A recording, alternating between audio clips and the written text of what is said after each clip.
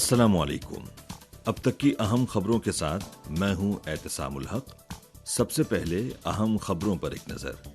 چین کے صدر شی جن پنگ کا شیخ حسینہ واجد کو دوبارہ بنگلہ دیش کی وزیر اعظم منتخب ہونے پر مبارکباد کا پیغام۔ چین کی جانب سے امریکہ پر تائیوان کے انتخابات میں کسی بھی طرح کی مداخلت نہ کرنے پر زور۔ اور چین کی آٹو موبائل کی پیداوار اور فروخت دونوں پہلی بار 30 ملین سے تجاوز کر گئیں۔ اب خبریں تفصیل کے ساتھ۔ 11 جنوری کو چینی صدر شی جن پنگ نے شیخ حسینہ واجد کو دوبارہ بنگلہ دیش کی وزیر اعظم منتخب ہونے پر مبارکباد کا پیغام بھیجا۔ شی جن پنگ نے نشاندہی کی کہ چین اور بنگلہ دیش کے مابین ہمسائیگی پر مبنی روایتی دوستی موجود ہے۔ گزشتہ سال اگست میں انہوں نے وزیر اعظم شیخ حسینہ واجد سے جنوبی افریقہ کے شہر جوہانسبرگ میں ملاقات کی اور چین بنگلہ دیش تعلقات کو فروغ دینے پر اہم اتفاق رائے طے کیا۔ شی جن پنگ نے اس امید کا اظہار کیا کہ فریقین چین اور بنگلہ دیش کے درمیان طے پانے والے اہم اتفاق رائے پر عمل درآمد کرنے، سیاسی باہمی اعتماد کو گہرا کرنے، روایتی دوستی کو آگے بڑھانے، ترقیاتی حکمت عملیوں کو مربوط کرنے، اعلیٰ معیار کے ساتھ بیلٹ اینڈ روڈ کی مشترکہ تعمیر کرنے اور چین بنگلہ دیش اسٹریٹجک تعاون پر مبنی شراکت داری کو نئی بلندی تک پہنچانے کے لیے مل کر کام کریں گے۔ اسی روز چینی وزیر اعظم لی چیانگ نے بھی وزیر اعظم شیخ حسینہ واجد کو مبارکباد کا پیغام بھیجا۔ 30 جنوری کو چینی کمیونسٹ پارٹی کی مرکزی کمیٹی کے سیاسی بیورو کے رکن اور وزیر خارجہ وانگ ای نے روسی وزیر خارجہ سرگئی لاوروف کے ساتھ ٹیلی فون پر بات چیت کی۔ وانگ ای نے کہا کہ نئے دور میں چین روس جامع اسٹریٹجک تعاون پر مبنی شراکت داری نے اعلیٰ سطح کو برقرار رکھا ہے۔ اس سال چین اور روس کے درمیان سفارتی تعلقات کے قیام کی 75ویں سالگرہ منائی جا رہی ہے اور فریقین کو اعلیٰ سطحی تبادلوں کو مضبوط بنانے، دو طرفہ عملی تعاون کی مزید ترقی اور مختلف شعبوں میں افرادی و ثقافتی تبادلوں کو فروغ دینے کے لیے دونوں سربراہان مملکت کے درمیان طے پانے والے اتفاق رائے پر عمل کرنا ہوگا۔ وانگ ای نے کہا کہ چین روس کی جانب سے اس سال برکس سربراہ اجلاس کی میزبانی کی مکمل حمایت کرتا ہے۔ چین کو یقین ہے کہ روس اپنے اہم داخلی سیاسی ایجنڈے کو مکمل کرنے اور قومی استحکام اور ترقی کو برقرار رکھنے میں کامیاب ہوگا۔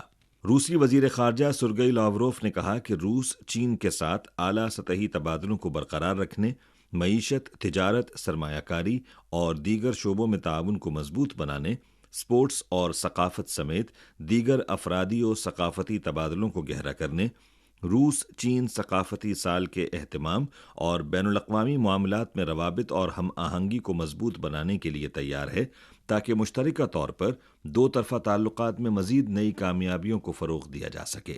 انہوں نے کہا کہ ایک چین کے اصول کو برقرار رکھنے کا روس کا موقف غیر متزلزل ہے۔ فریقین نے برکس تعاون، فلسطین اسرائیل تنازع اور مشترکہ دلچسپی کے دیگر بین الاقوامی اور علاقائی امور پر بھی تبادلہ خیال کیا۔ 11 جنوری کو چینی وزیر تجارت وانگ ونتاؤ نے امریکی وزیر تجارت ریمنڈو سے فون پر بات چیت کی۔ سین فرانسسکو سربراہ ملاقات میں دونوں سربراہان مملکت کے درمیان طے پانے والے اہم اتفاق رائے پر عمل درآمد پر توجہ مرکوز کرتے ہوئے فریقین نے باہمی دلچسپی کے اقتصادی اور تجارتی امور پر گہری اور عملی بات چیت کی۔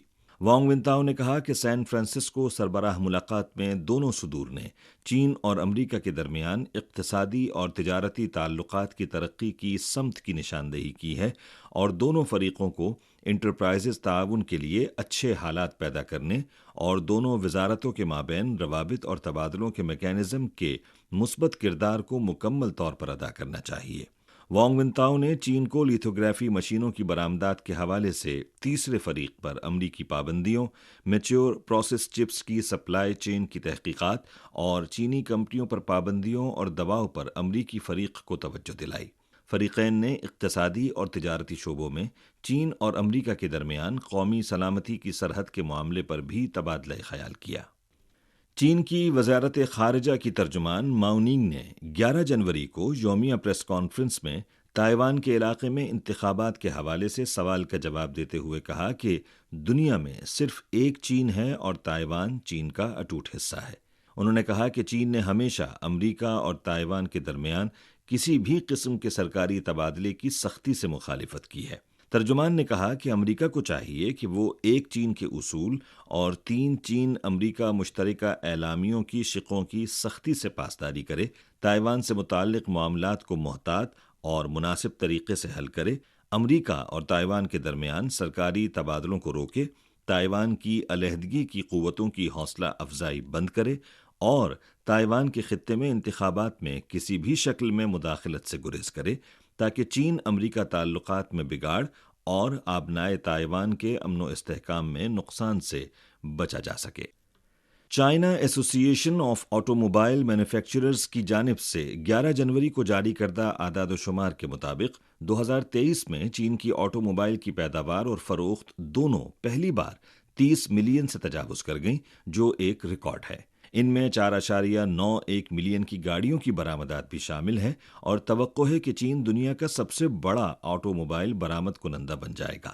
2023 میں چین کی آٹو موبائل کی پیداوار اور فروخت بالترتیب 11.6% اور 12% سالانہ اضافے کے ساتھ 30.161 ملین اور 30.094 ملین تک پہنچی، جن میں سے 4.91 ملین گاڑیاں برآمد کی گئیں اور اس میں سال بسال 57.9% کا اضافہ ہوا۔